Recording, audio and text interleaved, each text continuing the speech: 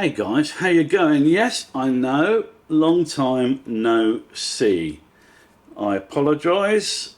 This channel was like many endeavours of mine. I suspect like those of many people with ADHD. I picked it up, ran for a bit with it until it interested me no more, and then I dropped it like a hot potato. The simple truth was that ADHD just became part of the background noise of my life, and I just carried on trucking. I'm still taking Ritalin medication to help me through the working day, and I also take a pill called Capress, which I'm told by my shrink is to help with any anger issues that I have. However, the reason that I wanted to make a video today was because I had some life-changing news recently, and they pertain directly to the effects of ADHD. Back when I first discovered that I might have ADHD, before I was officially diagnosed with it by a clinical psychiatrist, I saw a video by the eminent ADHD specialist, Dr. Russell Barkley. If you spent more than 5 minutes looking for ADHD content on YouTube, I'm sure you've seen his videos. He's an extremely eloquent and extremely knowledgeable professional who knows all there is to know about ADHD, probably more than anyone else on the planet. And I remember one of the things he said in one of those videos was that one of the kind of hidden aspects of ADHD is an inability to plan for the future. As Dr. Barkley put it, we can't really act on anything until it's right here. All that future us stuff, you know, pensions and looking after your teeth and all that kind of jazz, we're just shit at it. Absolutely shit at it. And there are real world repercussions for that. You may not know this, but on average, people with ADHD die 10 years earlier than people who don't have it. It's all sorts of reasons why they die younger, of course. It might be because we're more reckless and we die in a car accident, or it might be something to do with obesity and health-related complications like that. There are lots of reasons why, but they all end up in the same earlier death. I never said this was going to be a cheery conversation. Now, recently, I started getting really, really thirsty. And in combination with that extreme thirst, I started urinating a lot. I was pissing like a broken fire hydrant. For several months before I cottoned on what was going on, I would go down to the shop and buy energy drinks like they were going out of fashion. Little did I know at that time that I was exacerbating the problem, the issue that was wrong with me by drinking those sugary drinks. I'm sure you can see where this is all going. Something else I noticed, which was actually, I'm going to be honest, quite welcome, was I started losing quite a bit of weight. In fact, I will show you. I'll take my belt off here. And here is where I started out. And all of these holes I drilled into my belt over a period of about 3 months, 3.5, 4 months maybe at the most, because I lost all the weight. So you can see how much bloody weight I lost. And so, of course, I had my suspicions. I looked into it and I thought, hey, what do you know? I think I've got diabetes. And in typical ADHD fashion, I thought, oh, there's no way I've got it. And my wife was pretty similar, because I'm one of those people who just doesn't get sick, really. I've led an extremely lucky life.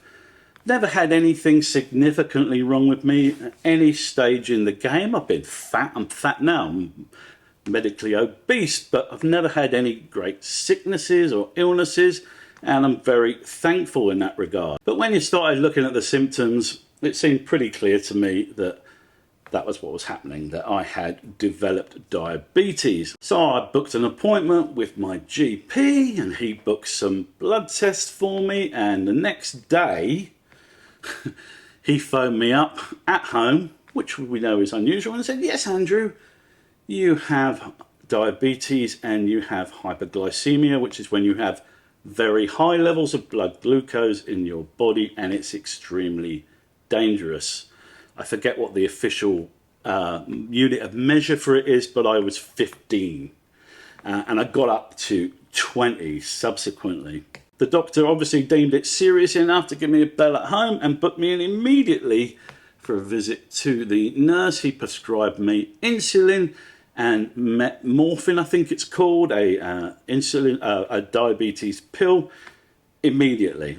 If I'd left it unchecked, it could have had very serious repercussions, not least of which is, in fact, death. You can fall into a diabetic coma if you don't address this issue. So what's all this got to do with ADHD? Well, it's down to the aforementioned inability to look into the future and plan for our future lives. As Dr. Barkley put it, everything here is what we deal with. All that future stuff we don't bother with. And one of the things I never bothered with was really looking at what I ate. I ate absolute shit for the first 55 years of my life. I turned 56 a couple of days ago, and I've been eating shit pretty much cradle to now. Hopefully not the grave anytime soon, but a lousy diet. I've always had an extremely sweet tooth, and like a lot of us with ADHD, I am also autistic, and I eat a lot of beige foods. I'm sure you know them well. Chicken nuggets and, popcorn, chicken and chips, all those beige foods. That's been my diet for decades and decades and decades, and it's finally time for me to pay the price for that. Yes, all those chicken nuggets and chips have caught up with me. My body is fucked. My kidneys, my pancreas can't produce the insulin necessary to properly sustain my body. Diabetes is not something that you get cured of. Once you have it, you got it for life. You can mitigate the symptoms of diabetes and get your blood glucose levels down to manageable points, but you'll never be free of it. Even if you get down to a point where you don't require insulin injected, as I'm doing at the moment, and the the diabetes pills, you'll still always have diabetes. And if you fall off the wagon and start laying into the old Krispy Kreme donuts again, you'll be back at square one. So you either suck it up and change your life when you find out, or you slowly but surely kill yourself. Now, my wife has a excellent diet. She does, in fact, her diet is the actual literal polar opposite of mine. All the crap I eat, she eats really good stuff. Lots of fish, huge amounts of salad and greeneries, all the good stuff.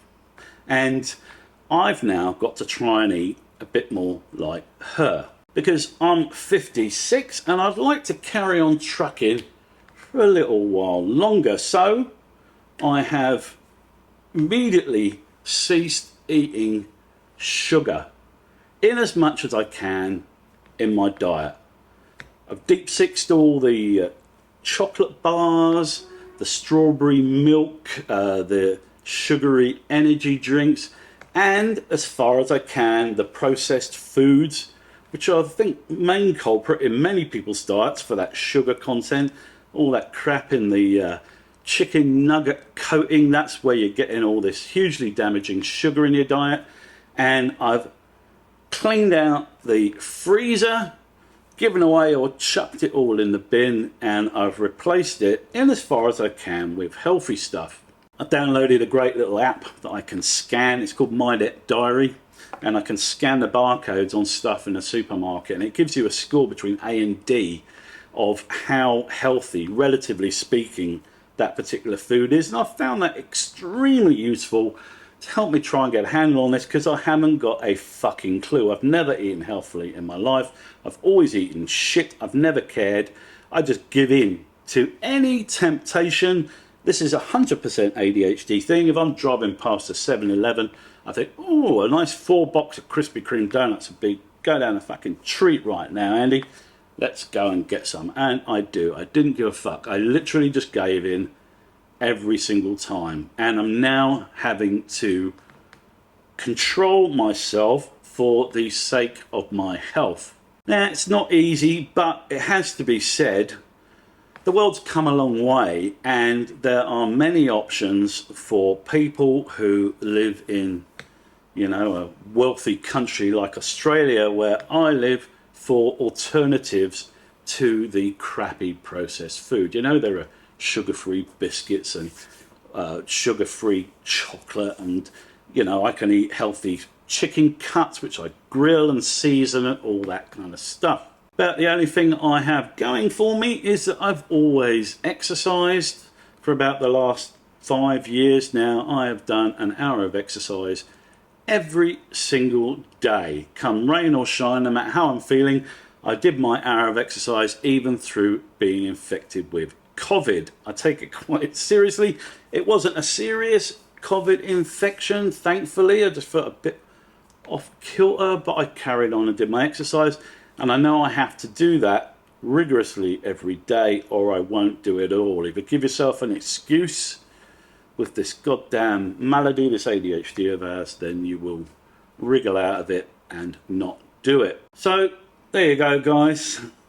I don't know if any of you subscribe to this channel. We're expecting to see another video from me anytime soon, but here it is. I think it was just because I said I had loads of things to talk about before, but I don't know if I really did and wanted to talk about that stuff now. But here we are. I have something to talk about, something important, and I thought by sharing it with you guys, it could help maybe bring some understanding to someone else in the same position as me, you know, who's always given in to temptation without care in the world, without worrying whatsoever about any future repercussions for our acts. Anyway, that's it, guys. Don't know how long this video is going to edit down to, and I can't promise you I'm going to do another video on this channel anytime soon.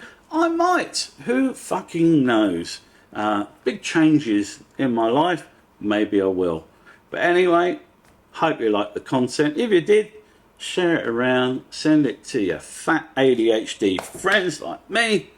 Maybe they will see the light a bit sooner when they're pre-diabetic and can hold things back and stay off the goddamn insulin injections to the belly. Anyway, that'll do. See you next time, guys.